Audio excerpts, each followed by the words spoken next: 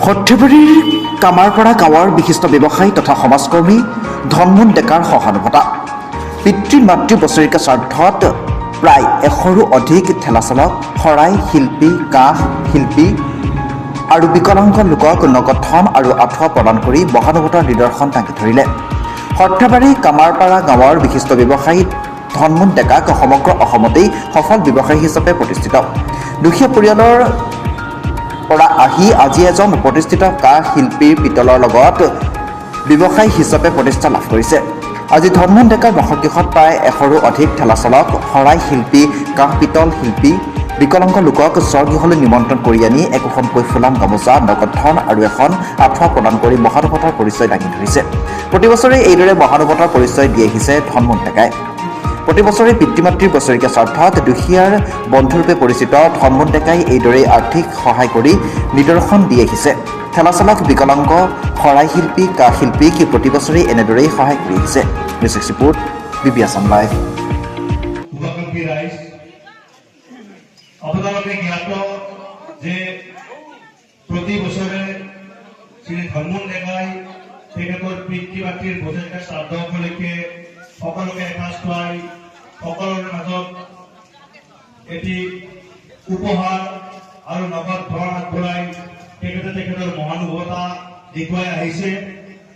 এইবেলিও আজি সেই উদ্দেশ্য আগত ৰাখি আমি আজিৰ এই অনুষ্ঠানলৈ আগবাঢ়িবলৈ লৈছো।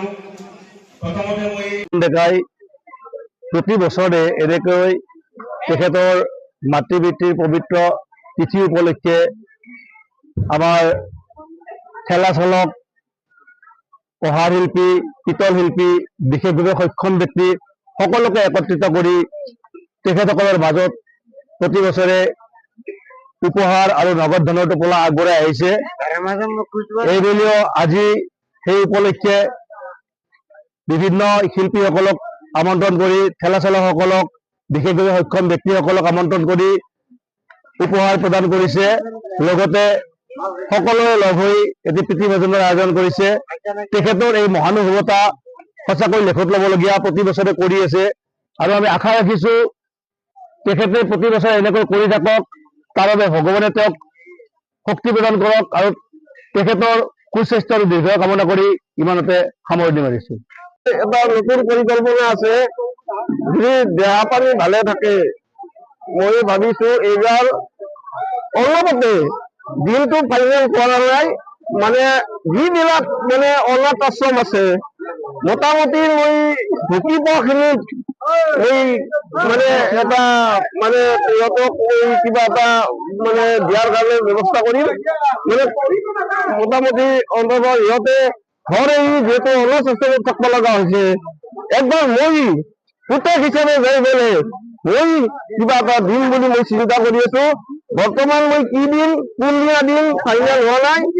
পাৰিলে মোক ফোন নম্বৰটো জনালে অনাথ আশ্ৰম মোটামুটি ঢুকিব আমাৰ এই পৰা সৰ্থেবাৰীৰ পৰা গুৱাহাটী ঢুকিব। যদি মানে অনাথ আশ্ৰম মই নাজানো, অনুগ্ৰহ কৰি মোৰ নাম্বাৰটো দি দিম। সেইটো নাম্বাৰত কল কৰিলে, যোগাযোগ কৰিলে মই ইহঁতৰ তাকে গোটেই অনাথ আশ্ৰমত যাই এটা মই অনুদান দিম বুলি ভাবি আছো। একচুৱেলি এইবাৰ মই আগৰবাৰ উৰুকাৰ দিনা দিওঁ, কিন্তু এইবাৰ অলপ লেট হৈ গৈছে। আমাৰ বিজনেছ একেবাৰে বেয়া, মানে যেনেকে কি নহওক মানে মা দেউতাৰ তিথি উপলক্ষে মানে মই মানে আজি দিয়া সিদ্ধান্ত ললো, তাৰ কাৰণে মানে দুঃখিত। প্ৰতি বছৰে মই দিয়ে এইটো। আজি মইতো নিমন্ত্ৰণ মোটামুটি 95 নিমন্ত্ৰণ আছে, কিছুমান অহা নাই, আহিব, সিহঁতৰ কাৰণে মই ৰেডি আছে। এতিয়ালৈকে মোটামুটি 75 প্লাছ হৈছে, মোটামুটি 80।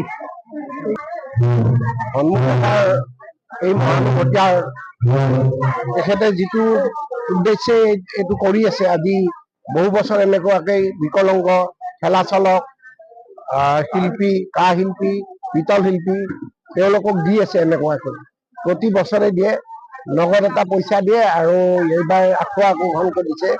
অইনবাৰ কম্বল একোখন দিছিলে, এইবাৰ যিহেতু ঠাণ্ডা মোটামুটি জাবৰ হ'ল সেইকাৰণে কম্বল একোখনকৈ দিলে।